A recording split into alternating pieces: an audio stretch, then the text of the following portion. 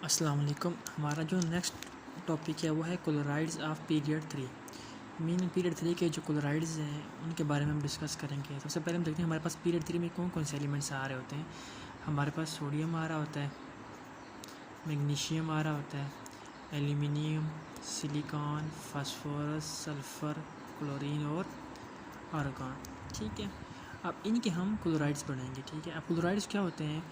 जब भी कोई एलिमेंट किसी क्लोरीन के साथ रिएक्ट करे हम उसे क्या कहेंगे? क्लोराइड्स। ठीक है, वो जो कंपाउंड बनता है वो हमारे पास क्या होता है? क्लोराइड्स है। सिमिलर टू ऑक्साइड्स हमारे पास आयोनिक क्लोराइड्स भी होते हैं और कोवलेंट क्लोराइड्स भी होते हैं। अब जो ग्रुप 1, 2, 3 के एलिमेंट्स होते हैं जो क्लोराइड्स बना रहे होते हैं हमारे पास, वो क्या होते हैं? आयोनिक क्लोराइड्स होते हैं। और जो ग्रुप 4, 5, 6, 7 के जो एलिमेंट्स होते हैं जब वो क्लोरीन से रिएक्ट करवाते हैं या रिएक्ट करते हैं जो उसके रिजल्ट में हमारे पास क्लोराइड्स बनते हैं, हमारे पास क्या होते हैं? कोवलेंट क्लोराइड्स बनते हैं।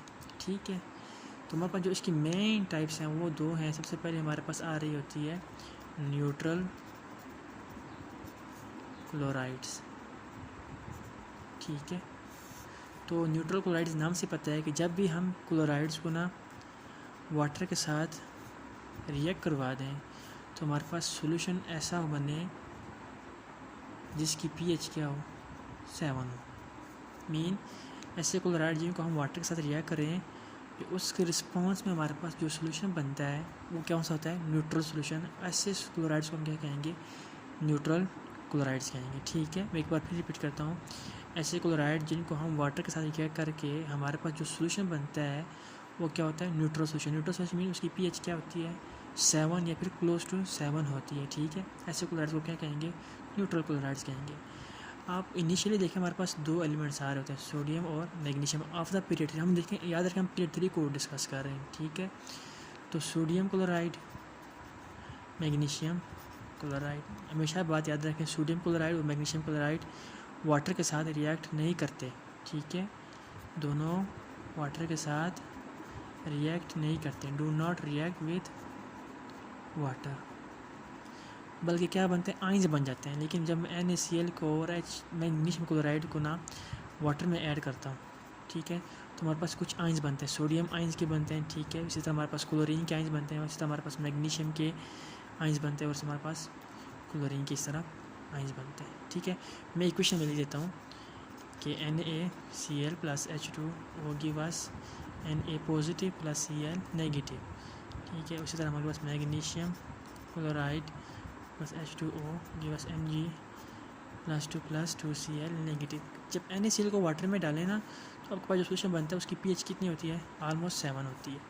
जब मैग्नीशियम क्लोराइड को वाटर में डालें तो जब उसकी pH आप चेक करेंगे उस सोल्यूशन की तो आपके पास मोस्टली 6.5 जो नियर टू 7 होती है।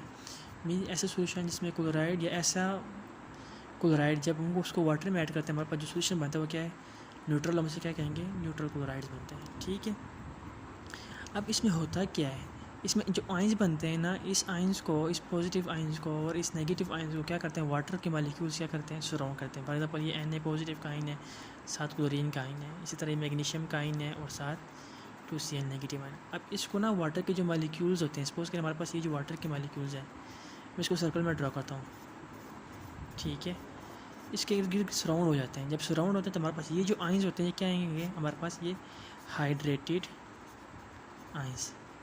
तो हाइड्रेटेड आयन ऐसे आयन होते हैं जो वाटर के मालिक्यूल के जो जिसके ऊपर वाटर के मालिक्यूल क्या हो? सराउंड हो। ठीक है, हाइड्रेटेड आयन की मैं लिखूँ hydrated ions which are surrounded by water molecules. ठीक है, हाइड्रेटेड आयन ऐसे होते हैं, ऐसे आयन जिसके सराउंड में कौन से मालिक्यूल्स हों? वाटर के मालिक्यूल्स हों। अब ऐसे आयन जिसके सराउंड में वाटर के मालिक्यूल हों, उस फिनोमेना, उस आयन को हम हाइड्रेटेड आयन कहते हैं, लेकिन उस फिनोमेना को हम क्या कहेंगे? हाइड्रेशन कहेंगे। ठीक है, तो अब हाइड्रेशन क्या होगी? Process in which ions are surrounded by water molecules. ठीक है, process in which ions are surrounded by water molecule. ठीक है, ये हमारे पास हाइड्रेटेड आयंस होते हैं। तो ये था हमारे पास न्यूट्रल क्लोराइड। हमारे पास sodium chloride, magnesium chloride water से रिएक्ट नहीं करते बल्कि आयंस बन जाते हैं। ठीक है, नेक्स्ट हमारे पास जो टाइप होगी वो है हमारे पास एसिडिक क्लोराइड। ठीक है, नेक्स्ट जो हमारे पास है वो है एसिडिक क्लोराइड। एसिडिक क्लोराइड्स ऐसे क्लोराइड होंगे कि जिन्हें हम वाटर को ऐड करते हैं तो हमारे पास जो रिजल्टेंट सोल्यूशन होता है ना, वो ऐसा सोल्यूशन होता है जिसकी पीएच क्या हो, लेस देन 7 हो, मीन वो क्या हो, एसिडिक हो।